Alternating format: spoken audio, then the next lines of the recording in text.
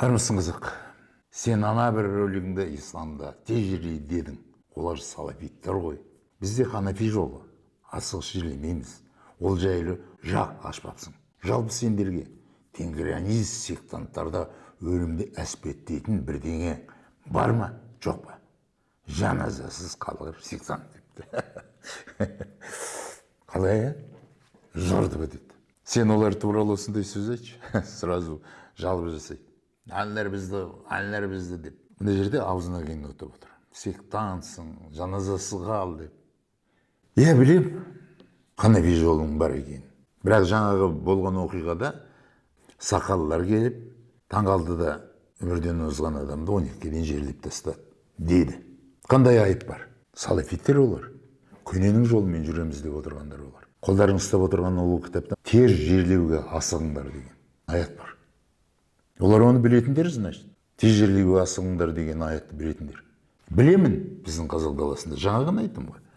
Ханафи жол бар екен. Біздің Қазақстанның мұсылмандарын ұстап отырған, әс-сәләтқа арналған муфтияттың шешімі бойынша фәтуа шығарылып қойғанын да білеміз. Олардың сайтында өмірден озған адамның басында мұсылман болса да Құран оқылмайды. Ол жерде дұға ғана оқылады. Құранның ішінде ол дұғаның тексті жоқ. Яғни фәтуа арқылы жасалынған ғалымдардың ба, имамдардың ба ойлап тапқан сөздерінің құрылымы. Бірақ әс-сәләт жасалынып, өмірден озған мұсылмандар рухына жол көрсетіліп, бақиға қарай жіберіліп жатыр. Қазақ оны қой деп отырған жоқ. Біз неге оны қой деп айтуымыз керек таңшылар? Қазақтың да жаназа жолы бар болатын. Бірақ қазір өркендеп дамымай тұр. Сол жанға батады. Уақыты келер бәрі орнына келеді деп ойлаймын. Ал енді сені мына айтып отырған сөзіңе келетін болатын болсақ, оған жауап бермеске амал жоқ. Осы сен былай дейсің. Жалпы сендерде тенгрианист сектанттарда өлімді әспеттейтін бірдеңе бар ма, жоқ па? Жаназасыз қалғыр сектант дейсің. Мен былай деп айтайын. Өзінің ұлтының дүниетанымын білмейтін кез келген азамат бақытсыз. Сорлы демей қояйын. Бақытсыз адамдар. Сондықтан мынандай сұрақ қойып отырсың.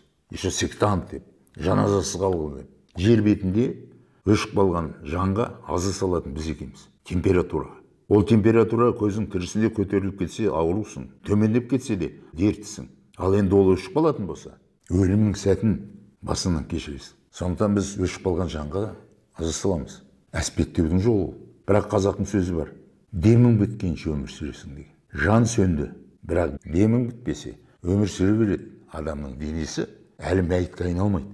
Жан сөніп, денең семіп қалса да, миыңда қаның жүрмей қалса да, денеңде қан жүрмей қалса да, дем біткенше адам өмірден озды деп есептелінбейді. Әруағы сыртқа шығып кетті деп есептелінбейді. Дем біткен кезде, соның белгісін анықталған кезде адамның денесі әруағы шықты, демі бітті, мәйітке айналады дейді. Ол ден емес, енді мәйіт ол.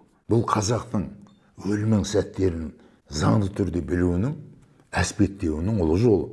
Яғни қазақтың дүниетанымы бойынша адамға мына жарық дүниеде өмір берген, сүру үшін. Бірақ өлімнің сәті бар екен.